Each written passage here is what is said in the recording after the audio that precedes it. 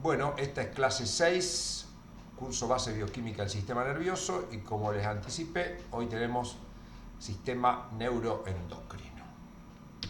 Muy bien. El sistema neuroendocrino podemos decir que es un sistema que recibe estímulos externos, estímulos internos y participa de procesos homeostáticos de nuestro organismo, especialmente relacionados al metabolismo, a la reproducción, al equilibrio energético y al crecimiento. Casi que podemos decir, se ocupa de todo. Muy bien. El sistema neuroendocrino podríamos decir que está controlado básicamente por estructuras que están constituidas por el hipotálamo y por la hipófisis. El hipotálamo es una parte del mesencéfalo y bueno, la hipófisis que se encuentra sobre la silla turca del esfenoide. Acá tenemos una proyección un poco más en contexto. Y acá lo vemos más en detalle. El hipotálamo está dividido en núcleos, que ya vamos a ir viendo, que contienen neuronas con ciertas especializaciones y que esas neuronas de alguna manera se comunican con la glándula, con la hipófisis o pituitaria, como se puede llamar, que tiene dos partes básicamente, una parte anterior y una parte posterior, o adenohipófisis y neurohipófisis. La irrigación de estos sectores es característica. Acá en rojo vemos la irrigación arterial y en azul la circulación venosa.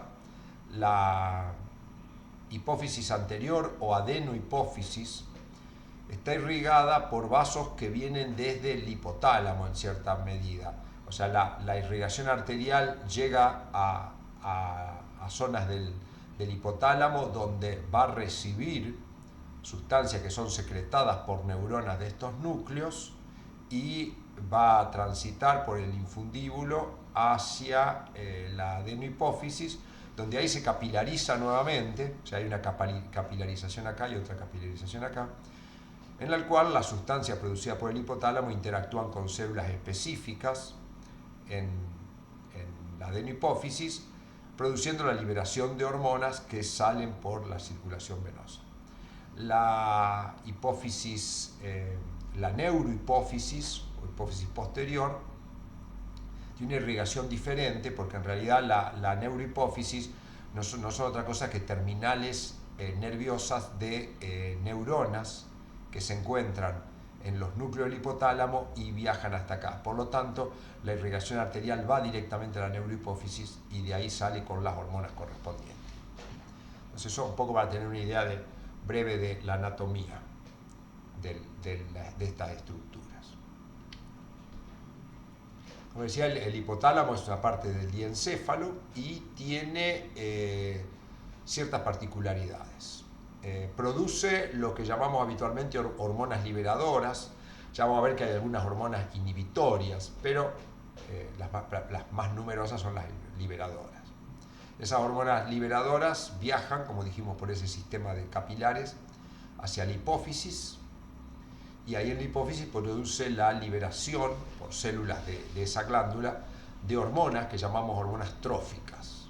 Estas hormonas salen a circulación y se dirigen hacia glándulas que podríamos decir periféricas, que se encuentran distribuidas en diferentes lugares de nuestro organismo, donde inducen la liberación de nuevas hormonas. O sea que este sistema, hipotálamo, hipófiso y otra glándula, se llaman ejes, y en general involucran tres hormonas, una producida por el hipotálamo, otra producida por la hipófisis y otra producida por la glándula, que es la que realmente después va a ser el efecto metabólico, energético, reproductivo, etc. El hipotálamo, como dijimos, lo podemos dividir en núcleos. Acá tenemos los núcleos supraópticos, paraventricular, que tienen ubicaciones específicas en el hipotálamo.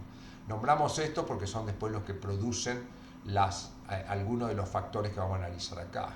Supraóptico paraventricular, que pertenece a la región anterior del hipotálamo, el dorso medial y ventromedial y arcuato, que pertenece a la región ventromedial, y núcleo hipotalámico posterior a la región posterior. Esta zona están constituidas por neuronas con metabolismo y expresión propia de ciertas proteínas y sustancias. Muy bien.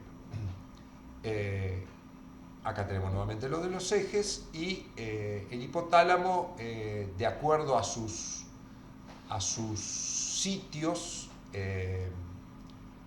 produce diferentes controles. Tiene una zona que se encarga del control de la temperatura, que lo vamos a ver más adelante en el curso, otra zona que controla el apetito, la sed, los ritmos circadianos. Todo esto se va a estudiar en clases posteriores, y una parte que controla, que se realiza el control neuroendocrino, es decir, la relación entre el sistema nervioso y el sistema endocrino y las hormonas. Este control neuroendocrino se lleva a cabo a través de ciertas hormonas. Nosotros que estamos nombrando las más importantes, son la oxitocina y la vasopresina, que la vamos a ver, producidas básicamente en la neurohipófisis.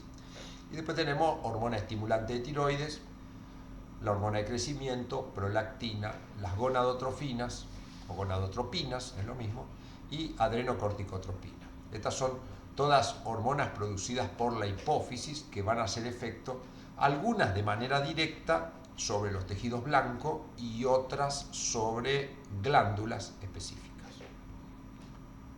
Muy bien, en eso entonces nos vamos a situar. Acá tenemos más o menos lo mismo, pero un poco más ampliado. Acá tenemos el hipotálamo.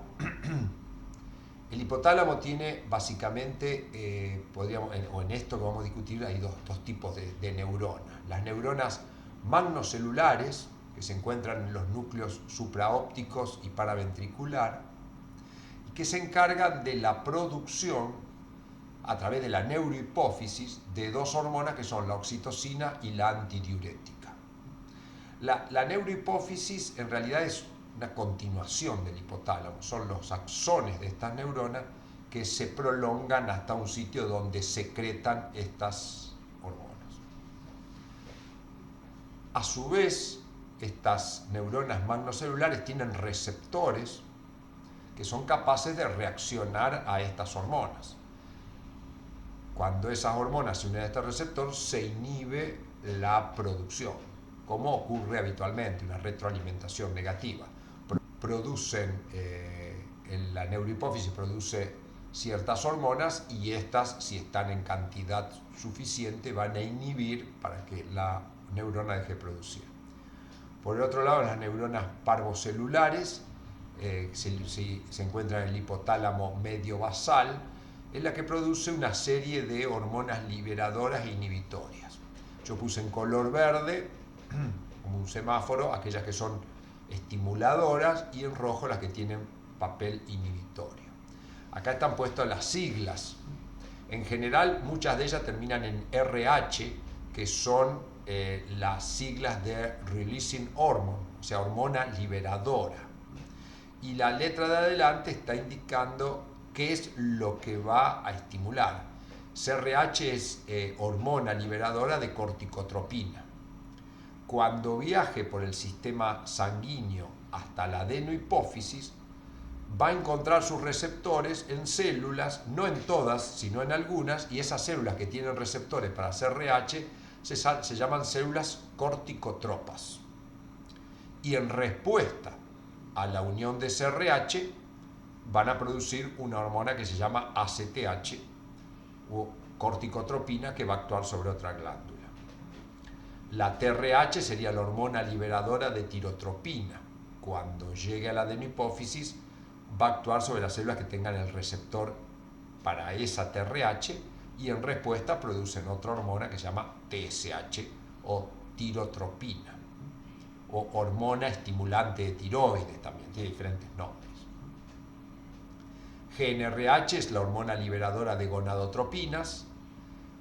Las células que lo reciben tienen receptores para GnRH, se llaman células gonadotropas, y en respuesta producen básicamente dos hormonas proteicas, que son la LH y la FSH, hormona luteinizante y hormona folículo estimulante. Las células lactotropas son otras células de la adenohipófisis que tienen receptores para dos factores hipotalámicos, uno estimulador, la hormona liberadora de prolactina, y el otro la dopamina, que es el inhibitorio. Y en respuesta producen prolactina, más si actúa esto y menos si actúa esto. Las células somatotropas tienen también dos tipos de receptores, uno para la hormona estimuladora de hormona de crecimiento y otro para receptor para la hormona inhibitoria de hormona de crecimiento, también conocida como somatostatina. Todos estos temas se estudian en muchísimo más detalle, bien a nivel endocrino, en el curso de base bioquímica de la endocrinología que dimos en el primer semestre. En respuesta a esto produce la hormona de crecimiento o GH. Y después, en la adenohipófisis, en lo que se conoce como pars intermedia, ahí hay una serie de células que también tienen dos receptores y en respuesta a la acción de factores hipotalámicos producen la hormona melanocito estimulante, que actúa sobre los melanocitos, estimulando la producción de melanina en la piel, entre otros efectos, por supuesto. Y hay una hormona liberadora de melanocito estimulante y una hormona inhibitoria de melanocito estimulante. Para quien lo ve por primera vez, es un lío de nombres, pero bueno, esto si uno se pone con tranquilidad y con los cuadros, no hay que desesperar.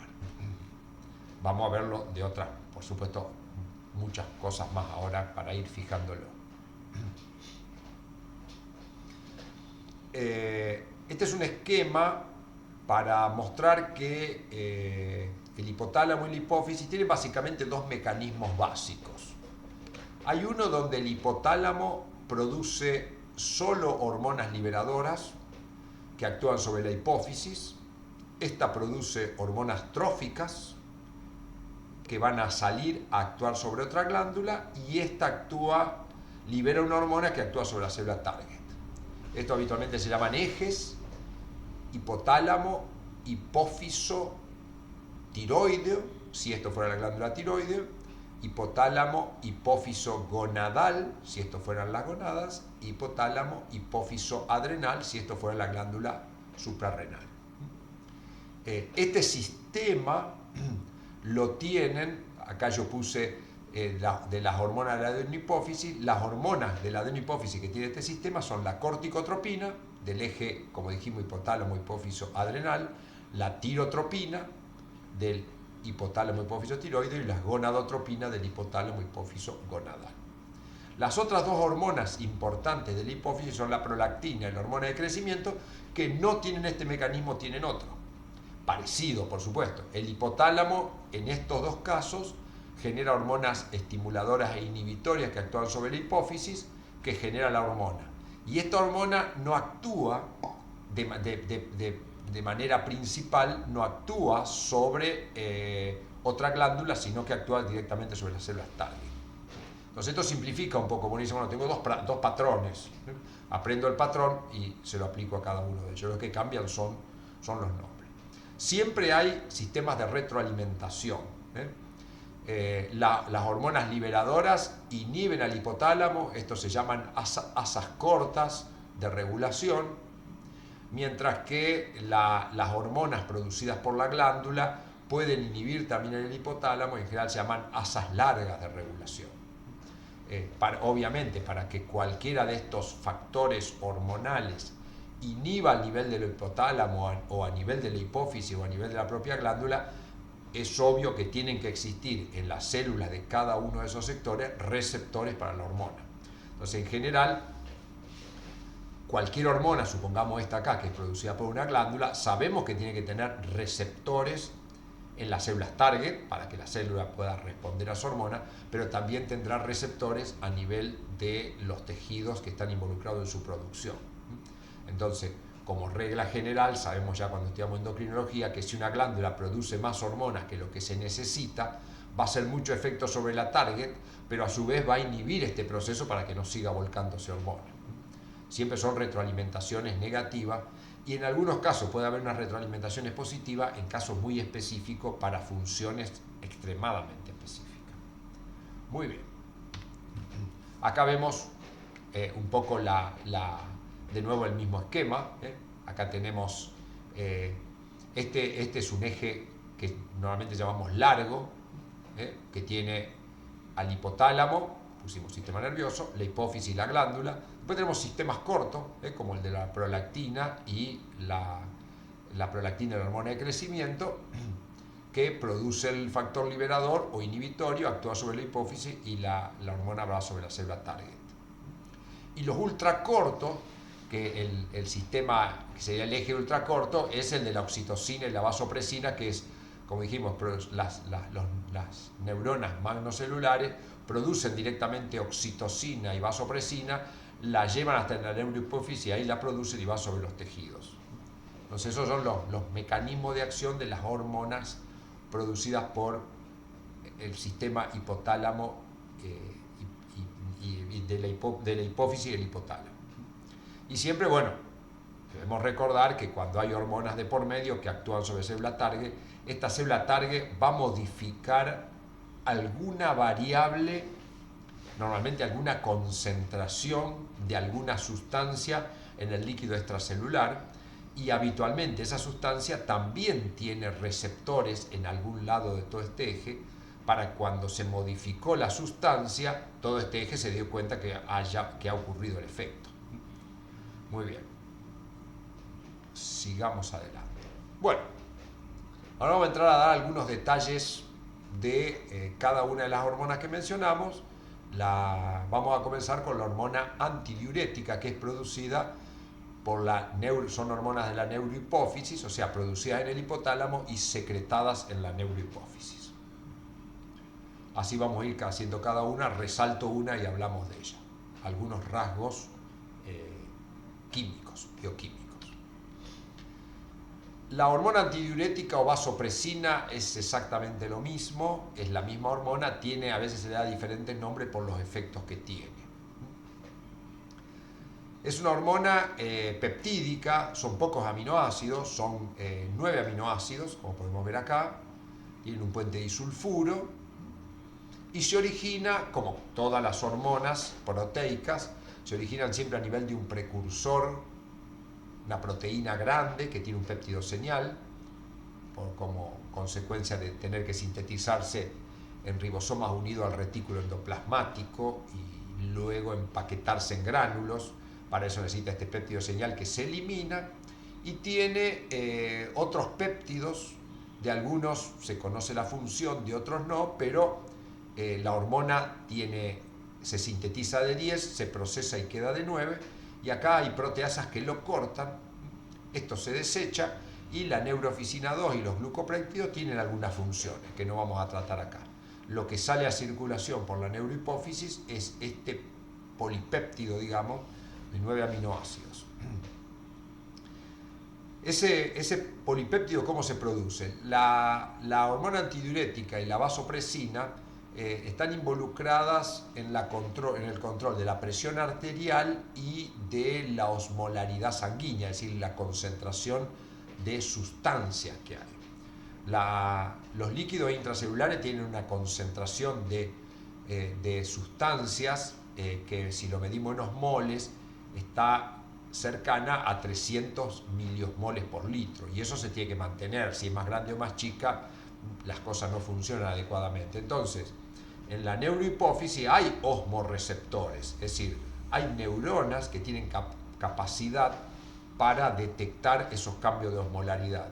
Cuando la osmolaridad sube, nos está indicando que se ha perdido agua o que falta agua, y entonces ahí se libera esta hormona antidiurética o vasopresina, que tiene receptores fundamentalmente en dos sitios: en la musculatura de algunos vasos sanguíneos y en el riñón.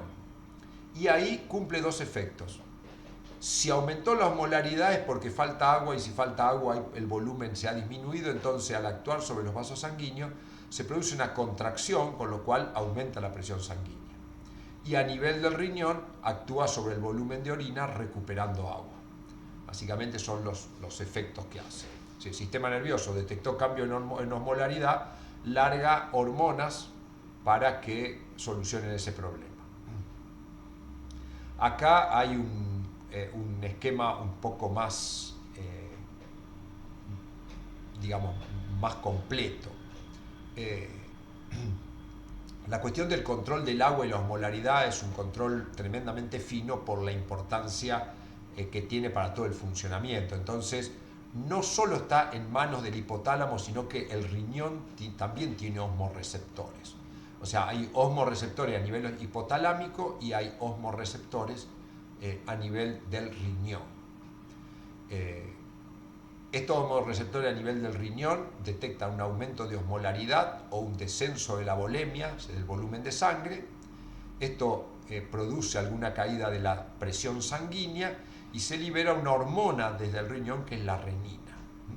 Esto no es neuroendocrino, no es directamente endocrino, pero es interesante analizarlo en conjunto.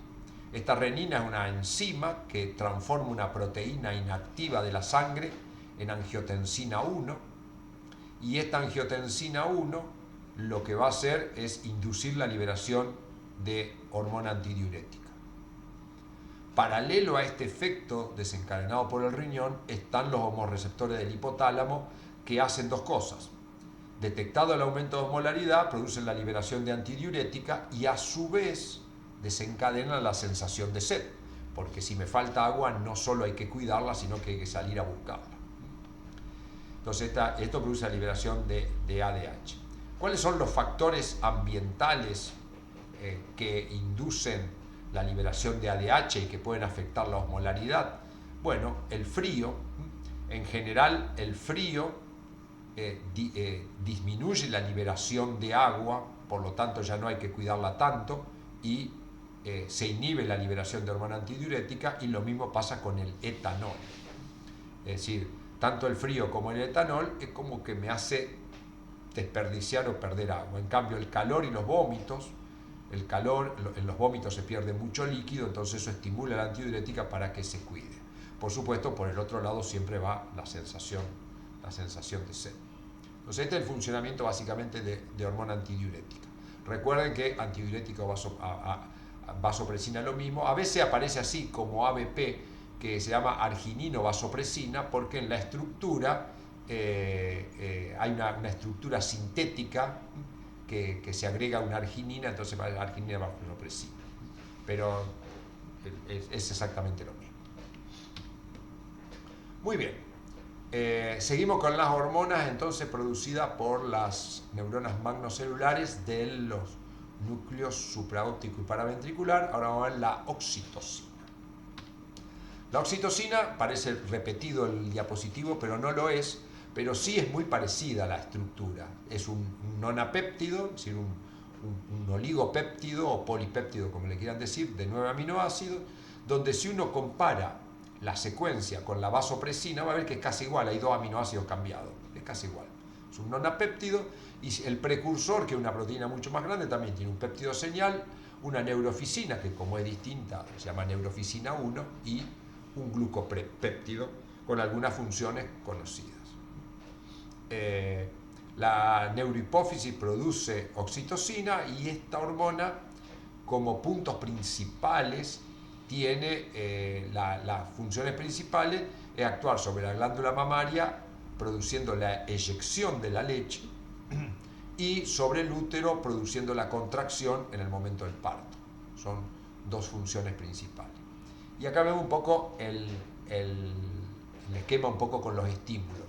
Cuando el bebé succiona el pezón, eso produce a nivel de los núcleos del hipotálamo una estimulación para la liberación de oxitocina, y esta oxitocina va por vía sanguínea hasta la glándula mamaria, donde produce la contracción de células que se conocen como mioepiteliales del alvéolo mamario. Estas células mioepiteliales actúan como si fueran los dedos de nuestra mano y yo tuviera una pelota de tenis dentro de la mano. Al apretar los dedos, como estoy haciendo presión sobre la pelota, y eso es un poco lo que hacen esas células. No son células especializadas en la producción de leche, sino que lo que hacen es como estrujar el alvéolo mamario para que expulse la leche. Y la distensión vaginal también libera oxitocina y eso actúa sobre los músculos liso del útero, estimulando la contracción del útero y la expulsión del bebé que se encuentra por nacer. Muy bien, así que una breve reseña sobre estas hormonas. Vamos a pasar ahora a las hormonas de la adenohipófisis. Vamos a comenzar con la hormona de crecimiento o GH o somatotrofina, cualquiera de los nombres es válido. La hormona de crecimiento es una hormona bastante más grande que las anteriores, tiene 191 aminoácidos, pesa 20.000 Dalton, pero se sintetiza también como un precursor más grande con un péptido señal que se corta. La forma canónica, como dijimos, tiene 191 aminoácidos. En la bioquímica normalmente llamamos forma canónica, no tiene nada que ver con el derecho canónico y los curas. Se llama así a la forma canónica, a la forma común, normal de la hormona. Después hay otras isoformas, la 1, 2, 3, 4, que como podemos ver tienen menos aminoácidos y se generan a través de un proceso de splicing alternativo. No voy a ir mucho para atrás, pero esto es una proteína. Para sintetizar esta proteína necesito un RNA mensajero y ese RNA mensajero se obtiene a partir de un procesamiento de un RNA, un transcripto primario que tiene exones e intrones. Entonces en la eliminación de intrones hay procesos de splicing alternativo que generan otras formas. Estas formas en general no tienen el efecto de la hormona de crecimiento, sino que tienen otros efectos, como por ejemplo, acá puse uno, la isoforma 2 es inhibitoria del receptor. O sea, la hormona de crecimiento actúa sobre el receptor de hormona de crecimiento y lo estimula, como podemos ver acá. Estimula. En cambio, esta isoforma lo inhibe. Es decir, estas isoformas tienen una función regulatoria también. La isoforma 2 también estimula la producción de una proteína transportadora de hormona de crecimiento. O sea que esto, si uno profundiza en el tema de cada proteína, va a ver que esto es normal, que hay varias formas dando vuelta. Una es la canónica, la que hace los efectos que habitualmente estudiamos y conocemos, y las otras normalmente tienen papeles regulatorios, inhibiendo, participando en algún sitio. Acá hay un esquema de cómo funciona esto. Esto sería la hipófisis, donde tengo células somatotropas, que son las que producen hormona de crecimiento. Esas células somatotropas tienen dos receptores. Uno, por supuesto pueden tener otros, pero receptores para esto que vamos a explicar. Tiene uno receptor que es un receptor de hormona liberadora de hormona de crecimiento. Las siglas siempre parecen complicadas, pero en general, cuando terminan en R, estoy hablando de un receptor. Cuando terminan en RH, estoy hablando de una hormona liberadora. Y lo que está antes es el nombre. Entonces este sería el receptor de la hormona liberadora de hormona de crecimiento.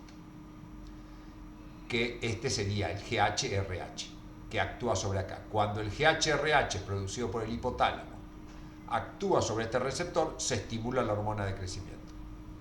Mientras que si el hipotálamo hubiera producido somatostatina, esta va a actuar sobre los receptores de somatostatina, la somatotropa, y se va a inhibir la hormona de crecimiento.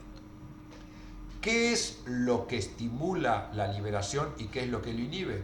Hay que ver acá qué es lo que estimula a nivel del hipotálamo la producción de esto o la producción de esto.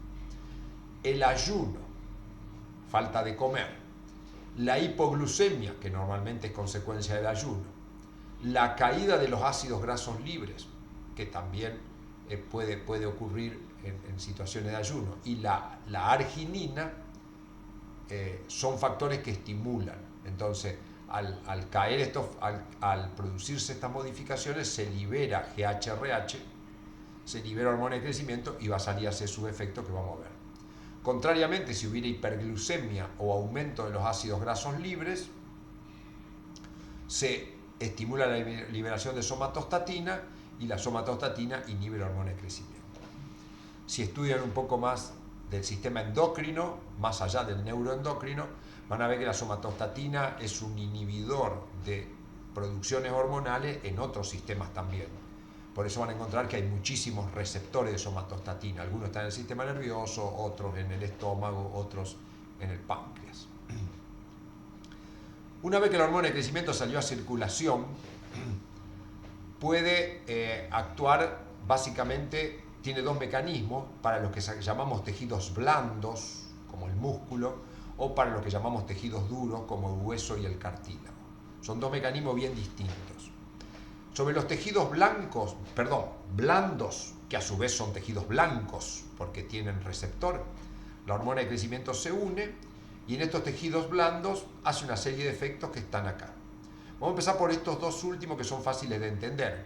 Hormona de crecimiento induce crecimiento. Entonces, estimula la captación de aminoácidos necesarios para construir proteínas, estimula la síntesis de ARN para la síntesis proteica y estimula la síntesis proteica, básicamente.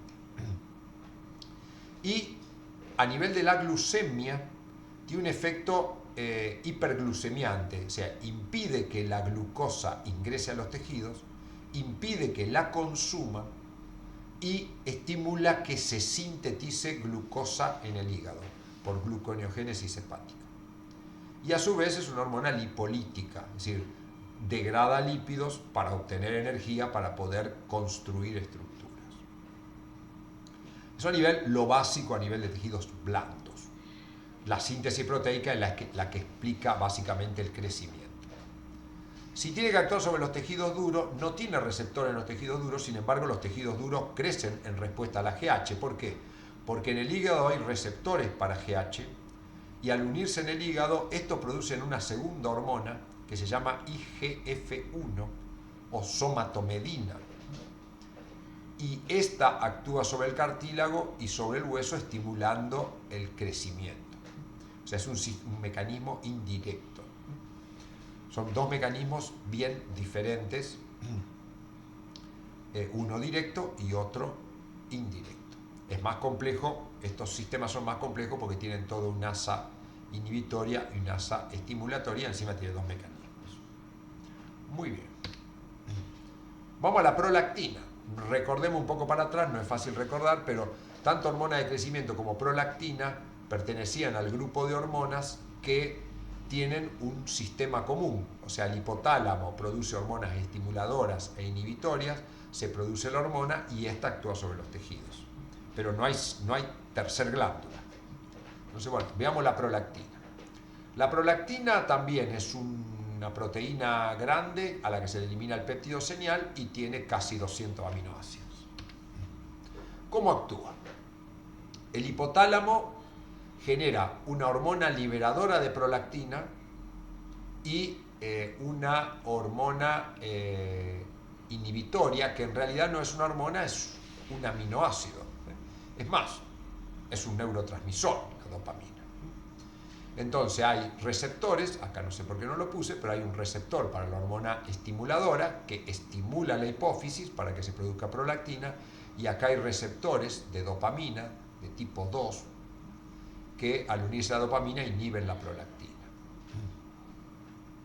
Esta prolactina actúa, como dijimos, sobre la glándula mamaria y a diferencia de lo que pasaba con la oxitocina, esta sí estimula en la glándula mamaria la transcripción de genes para que se pueda sintetizar caseína, beta-lactoalbúmina, galactosiltransferasa, que son todas proteínas necesarias para sintetizar, producir leche.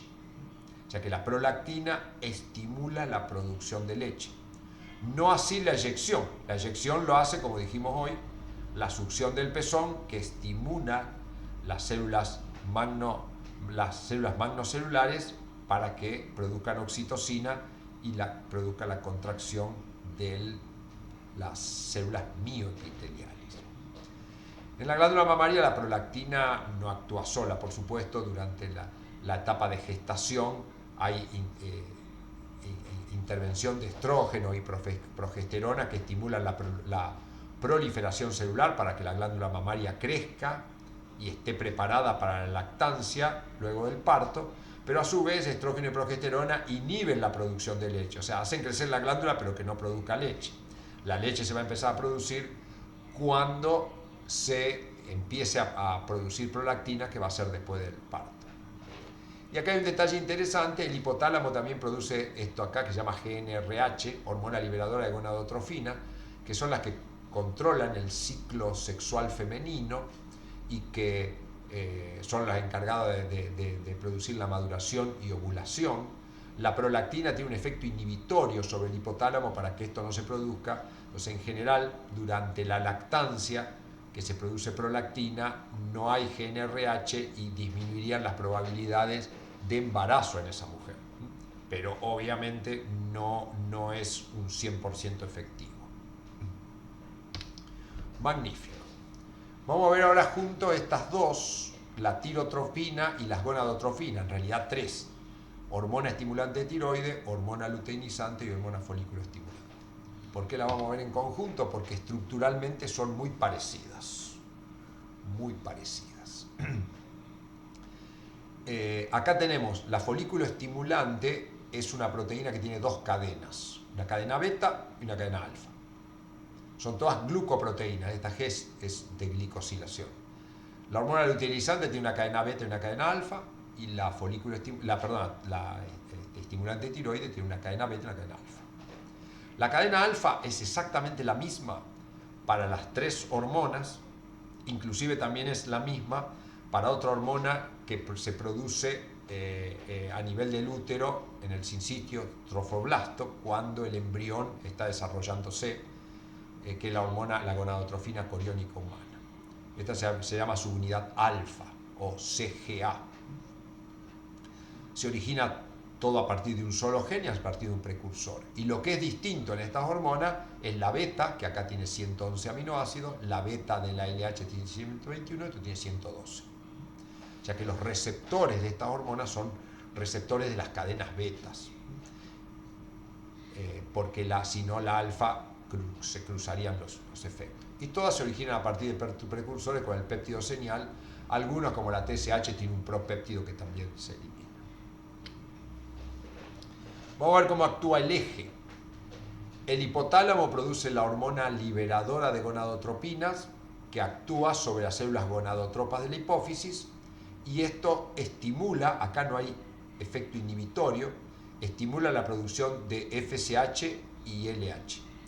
FSH y LH tienen receptores a nivel de las gónadas. En testículo, en ovario, hay receptores en ciertas células, y la unión de LH y FSH estimula el pasaje de colesterol a hormonas esteroideas sexuales, como los andrógenos, estrógenos y progesterona, y estos estimulan, por un lado, el desarrollo de caracteres sexuales secundarios, la proliferación y maduración de los gametos, de los ovocitos y de los espermatozoides.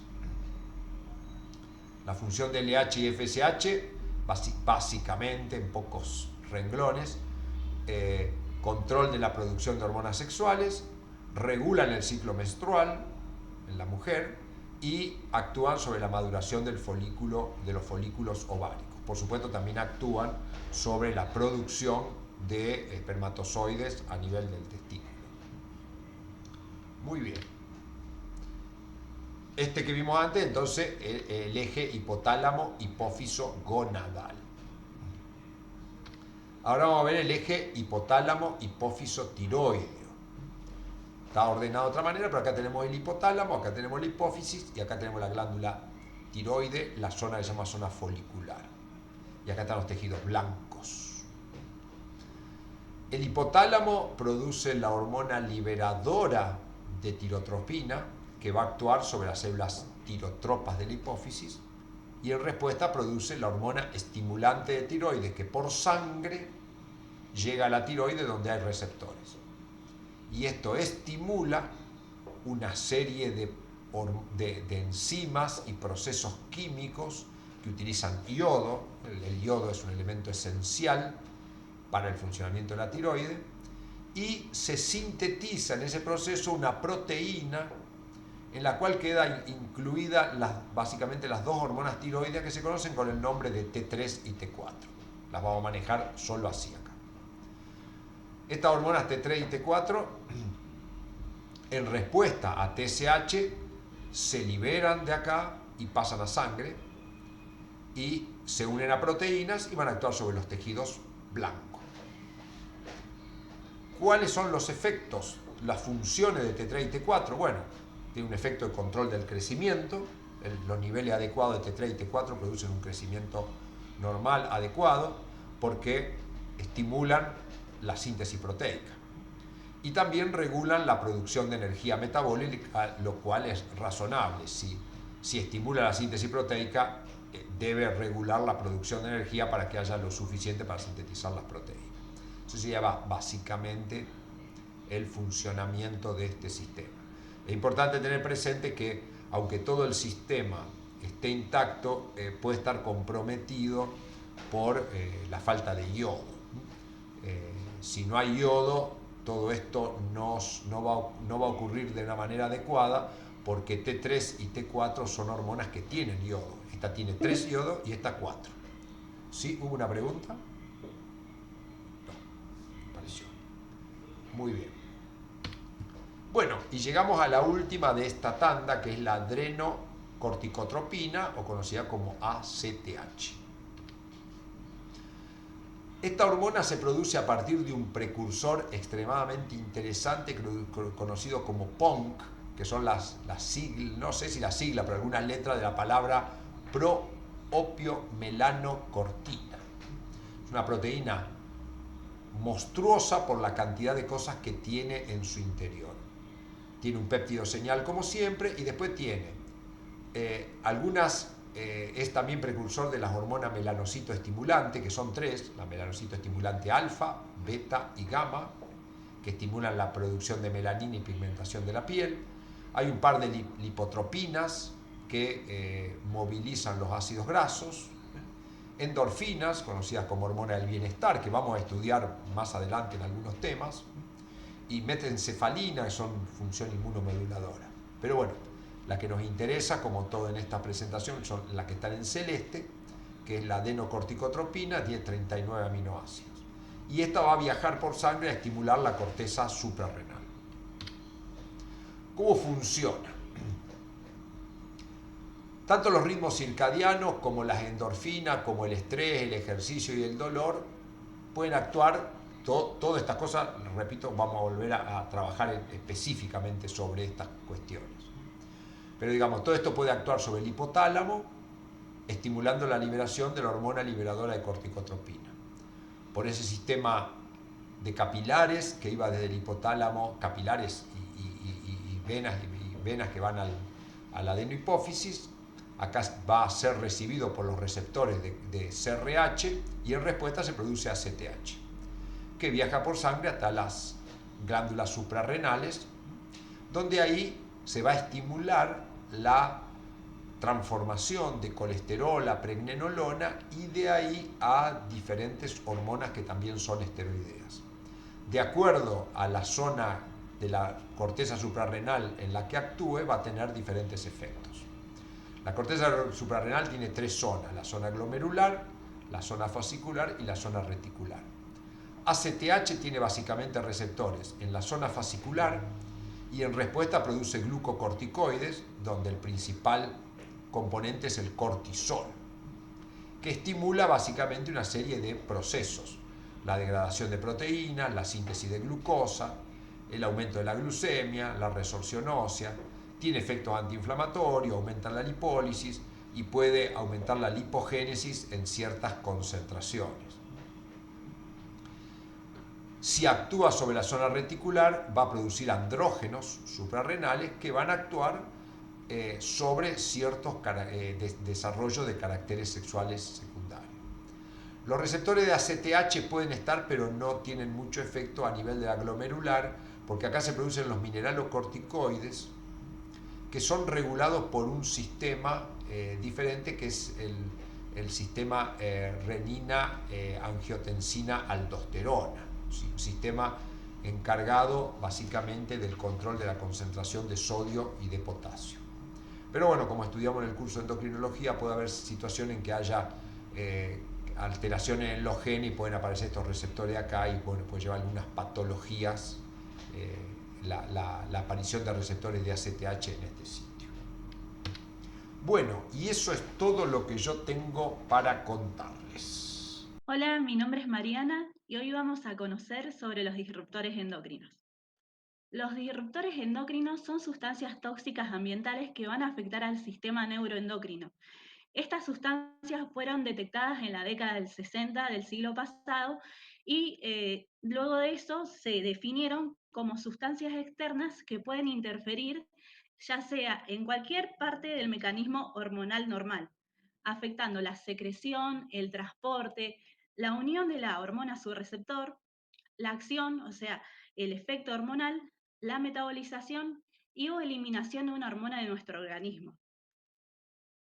Estos disruptores se pueden encontrar en diferentes áreas, en el agua contaminada, en los suelos, en plaguicidas que son utilizados en las agroindustrias, pero no solo son encontrados en estos sitios comunes que sabemos que hay sustancias tóxicas que nos generan daño a nuestra salud, sino que estos disruptores endocrinos pueden encontrarse en los alimentos, como los pescados, mariscos, en los enlatados y también lo que son los plásticos, aquellos tuppers que nosotros tenemos en las casas y en productos farmacéuticos como son los cosméticos y en algunos protectores solares. Existen innumerables disruptores endocrinos y se pueden clasificar según su configuración química, según el efecto que tenga, pero acá traemos este cuadro para que puedan conocer algunos de ellos. Acá lo clasificamos según el origen, que pueden ser naturales. Existen disruptores que se pueden encontrar en la soja, en la alfalfa, en el trigo, que son fitoestrógenos. Después hay disruptores que pueden encontrarse en los disolventes, lubricantes industriales, que son conocidos como los PCB, los PBB, las dioxinas. También existen químicos en los plásticos plastificantes que pueden producir estos cambios hormonales, como son los bifenoles A, los falatos. Otro tipo de disruptor que se encuentra en los pesticidas y órganos clorados están entre ellos el DDT, los clopirmofos y los vinclosolin. También existen disruptores endocrinos como son los metales que se pueden comportar de esa manera y entre ellos destacamos el cadmio, el plomo, el mercurio, el uranio y el arsénico. Y otra forma de encontrarlos, como dije, son los productos farmacéuticos. Para poder graficar el efecto que puede producir el disruptor endocrino, traigo esta imagen donde la hormona natural va a estar representada por este óvalo celeste y que se va a unir a su receptor. Este receptor va a estar representado por esta medialuna violeta, que lo normal es que la hormona natural se una a su receptor específico. Cada uno está hecho para el otro, por lo cual lo que sucede acá es que el disruptor endocrino tiene la capacidad de imitar a la hormona, como verán acá en esta porción final, tiene la misma forma que la hormona natural. Entonces, el receptor lo va a aceptar, se va a unir a él y va a producir modificaciones en las respuestas, ya sea bloqueando el efecto y bloqueando, perdón, la hormona y impidiendo el efecto hormonal en la célula, también puede llevar a respuestas erróneas, produciendo un aumento del efecto, una disminución del efecto. Además, a modo de ejemplo, traemos lo que es la diferenciación sexual durante el embarazo, para que puedan entender los efectos que tienen las hormonas naturales en nuestro organismo. Al inicio del embarazo, durante los primeros 2 meses, no existen diferencias sexuales entre hombres y mujeres. Lo que hace que esta diferenciación se produzca es la aparición de la dihidrotestosterona, que lleva a que el hombre, el feto, se convierta en un hombre a través de la acción de esta hormona y generando cambios también en lo biológico y en su programación cerebral. Lo que sucede es aquí que existen enfermedades donde las hormonas naturales se alteran en sus concentraciones y pueden llevar a modificaciones en el comportamiento de los niños y niñas. En este caso tenemos la hipertrofia adrenal congénita, que es una enfermedad genética que se caracteriza por la disminución de una enzima. Esta enzima va a ser la 21 hidroxilasa. Este déficit de la enzima va a llevar a un aumento de los niveles de la dihidrotestosterona y de la testosterona. Estas son hormonas masculinas y van a llevar a que las niñas que tengan esta enfermedad se vuelquen a elegir juguetes de niños y a relacionarse más con sus pares varones. Todo esto lo traemos a colación porque, como verán, las hormonas en nuestro organismo, si se altera una concentración en ellas, pueden llevar a enfermedades. Imagínense cómo son estos disruptores endocrinos, estos químicos externos que ingresan a nuestro organismo, lo que pueden producir y que pueden llevar a enfermedades u alteraciones que se pueden expresar no solo en la niñez, sino en la vida adulta. Por lo cual, acá existen diferentes tipos de disruptores que pueden modificar la acción hormonal. Entre ellos están disruptores que van a tener una función antiestrogénica, como la ginesteína, que está derivada de la soja, el difeniltricloretano, los iones como el cadmio, el plomo, los órganos fosforados, y también existen disruptores con acción antiandrogénica, como los difensofuranos, las dioxinas y los falatos. Estos falatos son sustancias que se utilizan para darle plasticidad, maleabilidad a los plásticos. Y por lo que verán, estos disruptores van a afectar a los ejes hormonales. En este caso, estos químicos afectan el eje hipotálamo hipófiso gonadal, pero también pueden afectar al eje hipotálamo hipófiso tiroideo. Entre ellos están los PCB, los bifenilos policlorados, el bifenol A y los falatos nuevamente. Aquí lo que van a producir es, en algunos casos, una deficiencia en el desarrollo cognitivo, va a disminuir la concentración de la T4 y también va a disminuir la captación de yodo y la producción de hormonas tiroideas. Unas posibles enfermedades que pueden producir estos disruptores es el hipotiroidismo. Lo que se estuvo estudiando en la facultad desde el punto de vista de estos disruptores uno de ellos es a través del estudio del flúor. En este caso se tomó como estudio al fluoruro, que es un anión elemento del flúor, que va a afectar al eje hipotálamo hipófiso tiroideo. Y si estamos ante una exposición de fluoruro elevada, va a llevar a la fluorosis. Pero para que esto se produzca es necesario de tener concentraciones de fluoruro que sean mayores a 1,5 partes por millones de este elemento. Y la mayoría de veces donde se puede acceder a este disruptor es a través de la exposición en el agua.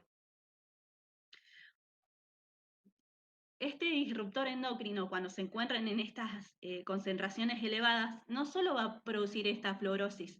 La fluorosis es el cambio del color del esmalte y hay un moteado, hay un manchado en los dientes y es una de las maneras de presentarse este disruptor generando daño a nuestro organismo.